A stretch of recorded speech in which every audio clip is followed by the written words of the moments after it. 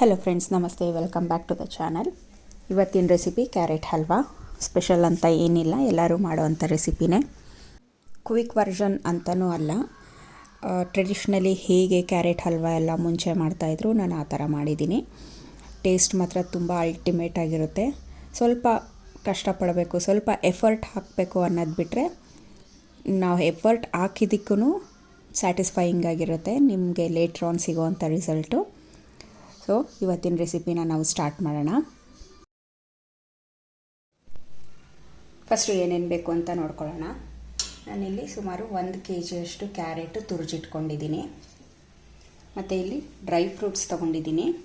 ನಾನಿಲ್ಲಿ melon seeds, ಗೋಡಂಬಿ, ದ್ರಾಕ್ಷಿ ಮತ್ತು ವಾಲ್ನಟ್ ತೊಗೊಂಡಿದ್ದೀನಿ.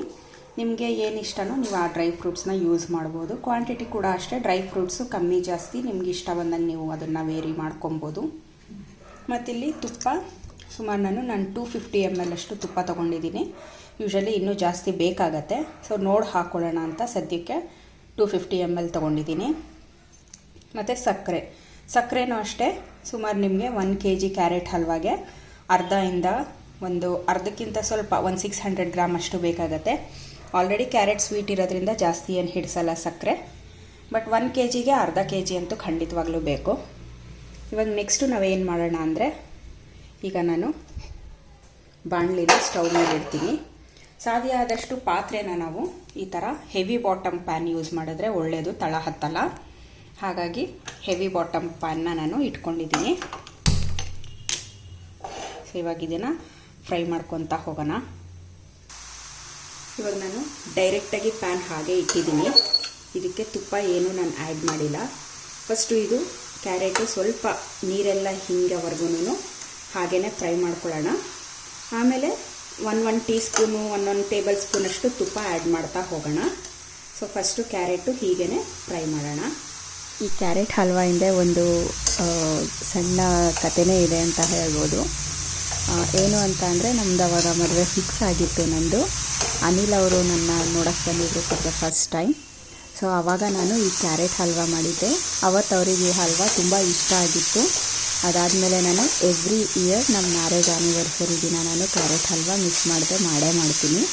So this is a small story behind this carrot halwa. ಪ್ರತಿಯೊಂದು ಡಿಶ್ ಆಗಿರ್ಬೋದು, ಪ್ರತಿಯೊಂದು ವಸ್ತು ಇರ್ಬೋದು, ಎಲ್ಲದರಿಂದನೂ ಒಂದು ಸಣ್ಣ ಕತೆ ಅಂತ ಇದ್ದೇ ಇರುತ್ತೆ. ನಿಮಗೂ ಇದೇ ಥರ ಯಾವುದಾದ್ರೂ ಒಂದು ಕತೆ ಇತ್ತು ಅಂದರೆ ಕ್ಯಾರೆಟ್ ಹಲ್ವಾಯಿಂದ ಖಂಡಿತವಾಗ್ಲೂ ನನಗೆ ಮೆಸೇಜಲ್ಲಿ ಶೇರ್ ಮಾಡಿ. So I will really love to read those stories. ಇವಾಗ ಕ್ಯಾರೆಟು ಸ್ವಲ್ಪ ಬೆಂದಿದೆ. ನಾನು ಸಕ್ಕರೆ ಹಾಕ್ಕೊತಾ ಇದ್ದೀನಿ. ನಾನಿಲ್ಲಿ ಆಲ್ಮೋಸ್ಟು ಒಂದು 500 to 700 ಗ್ರಾಮ್ಸ್ ಅಷ್ಟು ಸಕ್ಕರೆ ತೊಗೊಂಡಿದ್ದೆ. ಬಟ್ ಅದರಲ್ಲಿ ನನಗೆ ಅರ್ಧನೇ ಇಡಿಸಿದ್ದು. ಅರ್ಧ ಅಂತ ಅಂದರೆ ಅರೌಂಡ್ ಒಂದು 250 to 300 ಇರ್ಬೋದು. ಚೆನ್ನಾಗಿ ಮಿಕ್ಸ್ ಮಾಡಿಕೊಂಡು ಸಕ್ಕರೆ ಇವಾಗ ಮೆಲ್ಟಾಗಿ ನೀರು ಬಿಡತ್ತೆ. ಅಲ್ಲಿವರೆಗೂ ನೀರೆಲ್ಲ ಡ್ರೈ ಆಗೋವರೆಗೂ ಮತ್ತೆ ಬೇಯಿಸ್ಕೊಬೇಕು. ಆಮೇಲೆ ತುಪ್ಪ ಆ್ಯಡ್ ಮಾಡ್ತಾ ಹೋಗಬೇಕು. ನೀವು ನೋಡ್ಬೋದು ಸಕ್ಕರೆ ಫುಲ್ಲು ಕರಗಿದೆ. ಈ ಟೈಮಲ್ಲಿ ನೀವು ಹತ್ರನೇ ಇರೋದಾದರೆ ಬೇಕಾದ್ರೆ ನೀವು ಹೈ ಫ್ಲೇಮಲ್ಲಿ ಇಟ್ಕೊಂಡು ಈ ಥರ ಫ್ರೈ ಮಾಡ್ಕೊತಾನೆ ಇರ್ಬೋದು, ಬೇಗನೂ ಆಗುತ್ತೆ.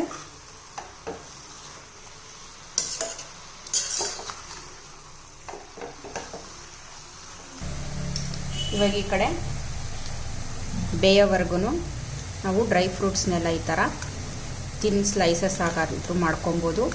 ಇಲ್ಲ ಅಂತಂದರೆ ನೀವು ಕುಟಾಣಿನಲ್ಲಿ ಕುಟ್ಕೊಬೋದು, ಪೌಡರ್ ಥರ ಮಾಡ್ಕೊಬೋದು. ಸೊ ನನಗೆ ಈ ಥರ ಕ್ರಂಚಿಯಾಗಿದ್ದರೆ ಇಷ್ಟ ಆಗುತ್ತೆ. ಸೊ ನಾನು ಅದಕ್ಕೋಸ್ಕರ ಈ ಥರ ಚಿಕ್ಕ ಚಿಕ್ಕ ಪೀಸಸ್ ಆಗಿ ಮಾಡ್ಕೊತಾ ಇದ್ದೀನಿ. ಮೆಲನ್ ಸೀಡ್ಸ್ ಎಲ್ಲ ನೀವು ಹಾಗೆ ಹಾಕ್ಕೊಬೋದು. ಏನಿದ್ರು ಗೋಡಂಬಿ ಮತ್ತು ನಾನು ವಾಲ್ನಟ್ಸ್ನ ಸ್ಲೈಸ್ ಮಾಡ್ಕೊತಾ ಇದ್ದೀನಿ, ಚಂಕ್ಸ್ ಥರ ಮಾಡ್ಕೊತಾ ಇದ್ದೀನಿ. ಮೀನ್ವೈಲ್ ಈ ಕಡೆ ನಾವು ಇದನ್ನು ಕೂಡ ಒಂದು ಕಣ್ಣಿಟ್ಟಿರಬೇಕು, ಇಲ್ಲ ತಳ ಹತ್ಬಿಡುತ್ತೆ ಸಕ್ಕರೆ ಹಾಕಿರೋದ್ರಿಂದ. ತಿರುಗಿಸ್ಕೊತಾನೆ ಇರಬೇಕು. ಸೊ ಅದಕ್ಕೋಸ್ಕರ ನಾವು ಹೆವಿ ಬಾಟಮ್ ಪ್ಯಾನ್ ಇಟ್ಟರೆ ಸ್ವಲ್ಪ ಓಕೆ, ಅಷ್ಟು ಬೇಗ ತಳ ಹತ್ತಲ್ಲ. ಬಟ್ ಆದ್ರೂ ಕಾವು ಬಂದಿರೋದ್ರಿಂದ ನಾವು ಸ್ವಲ್ಪ ಕೇರ್ಫುಲ್ಲಾಗೇ ಮಾಡಬೇಕು. ಒಂದು ಸ್ವಲ್ಪ ತಳ ಹತ್ತಿದ್ರೂ ರುಚಿನೇ ಬದಲಾಗತ್ತೆ. ಕ್ಯಾರೆಟ್ ಕಲರ್ ಕೂಡ ಚೇಂಜ್ ಆಯಿತು ಸಕ್ಕರೆ ಪಾಕ ಬರ್ತಾ ಇರೋದ್ರಿಂದ. ಮೆಲನ್ ಸೀಡ್ಸ್ ನಾನು ಹಾಗೆ ಇಟ್ಕೊಂಡಿದ್ದೀನಿ.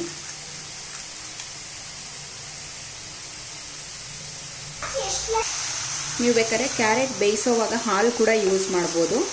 ಆದರೆ ಒಂದೇನು ಅಂದರೆ ಹಾಲು ಹಾಕಿದ್ರೆ ನೀವು ತುಂಬ ದಿನ ಇಟ್ಕೊಳ್ಳೋಕ್ಕಾಗಲ್ಲ, 1 or 2 ಡೇಸಲ್ಲಿ ನೀವು ಮುಗಿಸ್ಬೋದು. ಅದೇ ಈ ಥರ ಹಾಲು ಹಾಕ್ತಿರೋದು ಬರೀ ತುಪ್ಪದಲ್ಲೇ ಫ್ರೈ ಮಾಡಿದ್ರೆ ನೀವು ಮಿನಿಮಮ್ 1 ವಾರ ಅಂತೂ ಖಂಡಿತವಾಗ್ಲೂ ಇಟ್ಕೊಬೋದು. ನೀವು ಜಾಸ್ತಿ ಕ್ವಾಂಟಿಟಿನಲ್ಲಿ ಮಾಡಿ ಮಕ್ಕಳಿಗೆ ಡೈಲಿ ಸ್ವಲ್ಪ ಒಂದೊಂದು ಸ್ಪೂನ್ ಕೊಡ್ಬೋದು, ಇಲ್ಲ ಸ್ನ್ಯಾಕ್ಸ್ ಬಾಕ್ಸ್ಗೆ ಹಾಕ್ಬೋದು, ಏನೂ ತೊಂದರೆ ಇಲ್ಲ, ಹಾಳಾಗೋದು ಇಲ್ಲ. ಫ್ರಿಡ್ಜಲ್ಲಿ ನೀವು 15 ಡೇಸ್ವರೆಗೂ ಸ್ಟೋರ್ ಮಾಡಿ ಇಟ್ಕೊಬೋದು, ಕೆಡೋದಿಲ್ಲ, ನೀರೇ ಹಾಕಿರೋದಿಲ್ವಲ್ಲ, ಹಾಗಾಗಿ ತುಪ್ಪದಲ್ಲೇ ಫ್ರೈ ಆಗಿರುತ್ತಲ್ಲ, ಕೆಡೋದಿಲ್ಲ. ಇವಾಗ ನೋಡಿ ನೀರೆಲ್ಲ ಡ್ರೈ ಆಗಿದೆ. ಇವಾಗ ಏನು ಅಂದರೆ ನಾವು ತುಪ್ಪ ಆ್ಯಡ್ ಮಾಡುವಂಥ ಟೈಮ್ ಬಂತು. ಸ್ವಲ್ಪನೇ ತುಪ್ಪ ಹಾಕ್ಕೊಂಡು ನೀವು ಫ್ರೈ ಮಾಡ್ತಾ ಇರಬೇಕು. ಎಲ್ಲಿವರೆಗೂ ಅಂದರೆ ನಾವು ಎಷ್ಟು ತುಪ್ಪ ಹಾಕಿದ್ದೀವೋ ಅಷ್ಟು ತುಪ್ಪ ಕೂಡ ಬಿಡ್ತಾ ಬರುತ್ತೆ, ಅಲ್ಲಿವರೆಗೂ ನಾವು ಫ್ರೈ ಮಾಡ್ಕೊತಾನೆ ಇರಬೇಕು. ಈ ಪಾಯಿಂಟಲ್ಲೇ ರುಚಿ ಸಿಗೋದು ನಮಗೆ. ನಾನು ಆಲ್ರೆಡಿ ಟೇಸ್ಟ್ ನೋಡಿದೆ, ಸಕ್ಕರೆ ಸಾಕಾಯಿತು ನೋಡಿ. ಇದು 700 ಗ್ರಾಮ್ದು ಬಾಟಲ್ ಇದು. ಇದರಲ್ಲಿ ನನಗೆ ಅರ್ಧ ಖರ್ಚಾಗಿದೆ 1 kg ಕ್ಯಾರೆಟ್ಗೆ. ಕ್ಯಾರೆಟ್ ಫ್ರೆಶ್ ಇದ್ದರೆ ಸ್ವೀಟ್ನೆಸ್ ಇರುತ್ತೆ, ಹಾಗಾಗಿ ಸಕ್ಕರೆ ಜಾಸ್ತಿ ಇಡಿಸೋದಿಲ್ಲ. ನೀವು ಸಕ್ಕರೆ ಬೇಡ ಅಂದರೆ ಬೇಕಾದ್ರೆ ಇವಾಗ ಬೆಲ್ಲ ಕೂಡ ಹಾಕ್ಕೊಬೋದು, ಆದರೆ ಸಕ್ಕರೆಯಲ್ಲಿ ಬರೋಷ್ಟು ರುಚಿ ಬೆಲ್ಲದಲ್ಲಿ ಬರೋದಿಲ್ಲ, ಆ ಟೇಸ್ಟೇ ಬೇರೆ ಆಗುತ್ತೆ. ಈಗ ನೀವು ಫ್ಲೇಮ್ ಮಾತ್ರ ಮೀಡಿಯಮ್ ಟು ಲೋನಲ್ಲೇ ಇರಲಿ, ಯಾವುದೇ ಕಾರಣಕ್ಕೂ ಹೈ ಇಡಕ್ಕೆ ಹೋಗ್ಬೇಡಿ. ಈ ಥರ ಫ್ರೈ ಮಾಡ್ತಾ ಇರಬೇಕು. ಇವಾಗ ಆಲ್ಮೋಸ್ಟು ತುಪ್ಪ ಡ್ರೈ ಆಗಿದೆ, ಹೀರ್ಕೊಂಡೆ ಎಲ್ಲ. ಮತ್ತು ನಾವು ಇನ್ನೊಂದೆರಡು ಸ್ಪೂನ್ ಹಾಕೋಣ, ಮತ್ತು ಫ್ರೈ ಮಾಡೋಣ. ತುಪ್ಪನೂ ಅಷ್ಟೇ ಜಾಸ್ತಿ ಹಿಡಿಸೋದಿಲ್ಲ, ನೀವು ಬೇಕಿತ್ತು ಅಂದರೆ ಧಾರಾಳವಾಗಿ ಹಾಕೊಬೋದು, ಇಲ್ಲ ಅಂದರೆ ಸ್ವಲ್ಪ ಕಮ್ಮಿ ಕೂಡ ಮಾಡ್ಬೋದು. ಈ ಕಡೆ ನಾನು ಸಪ್ರೇಟಾಗಿ ಪ್ಯಾನ್ ಬಿಸಿ ಇಟ್ಕೊಂಡಿದ್ದೀನಿ. ಇದಕ್ಕೆ ತುಪ್ಪ ಹಾಕೋಣ. ಇವಾಗ ತುಪ್ಪ ಬಿಸಿ ಆಗ್ತಿದ್ದಂಗೆ ನಾವು ತೊಗೊಂಡಿದ್ದೀವಿ ಅಲ್ವಾ ನಟ್ಸು, ಇದೆಲ್ಲ ಹಾಕೋಣ. ದ್ರಾಕ್ಷಿ ಮಾತ್ರ ಲಾಸ್ಟಲ್ಲಿ ಹಾಕೋಣ, ಬೇರೆ ಎಲ್ಲ ನಟ್ಸು ಈ ಟೈಮಲ್ಲಿ ಹಾಕ್ತಾ ಇದ್ದೀನಿ.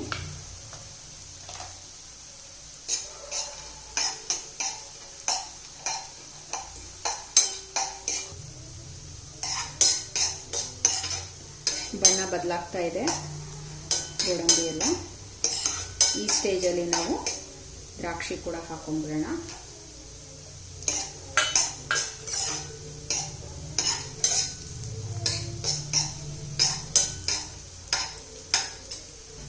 ಇವಾಗ ದ್ರಾಕ್ಷಿ ಎಲ್ಲ ಉಬ್ಬಿದೆ, ಸೊ ನಾವು ಫ್ಲೇಮ್ ಆಫ್ ಮಾಡ್ತಾ ಇದ್ದೀನಿ.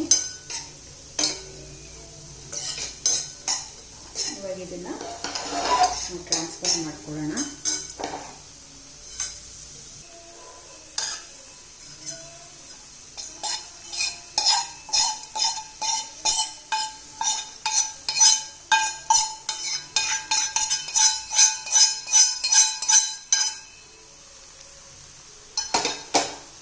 ಇವಾಗ ಮಿಕ್ಸ್ ಮಾಡೋಣ.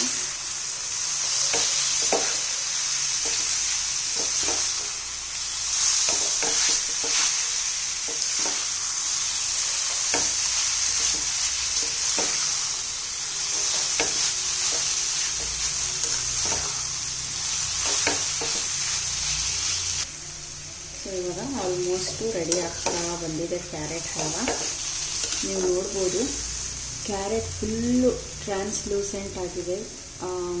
ಕ್ಯಾಮ್ರಾದಲ್ಲಿ ಗೊತ್ತಾಗ್ತಿದೆಯೋ ಇಲ್ವೋ ನನಗೆ ಗೊತ್ತಿಲ್ಲ, ಬಟ್ ಫುಲ್ ಟ್ರಾನ್ಸ್ಲೂಸೆಂಟ್ ಆಗಿದೆ ಕ್ಯಾರೆಟು.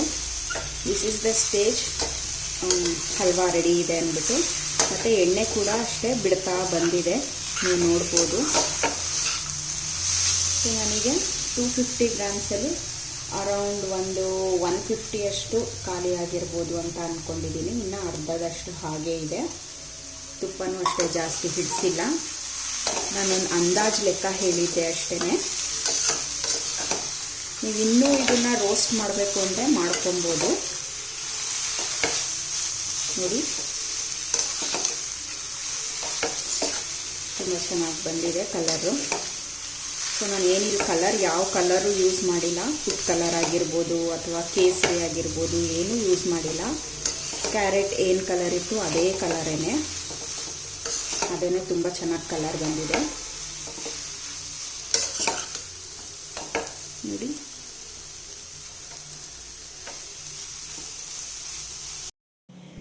ನಿಮಗೆ ಈ ವಿಡಿಯೋ ಮತ್ತು ನನ್ನ ಸ್ಟೋರಿ ಇಷ್ಟ ಆಗಿದ್ದಲ್ಲಿ ಪ್ಲೀಸ್ ಲೈಕ್ ಮಾಡಿ ಹಾಗೂ ನನಗೆ ಸಪೋರ್ಟ್ ಮಾಡಿ.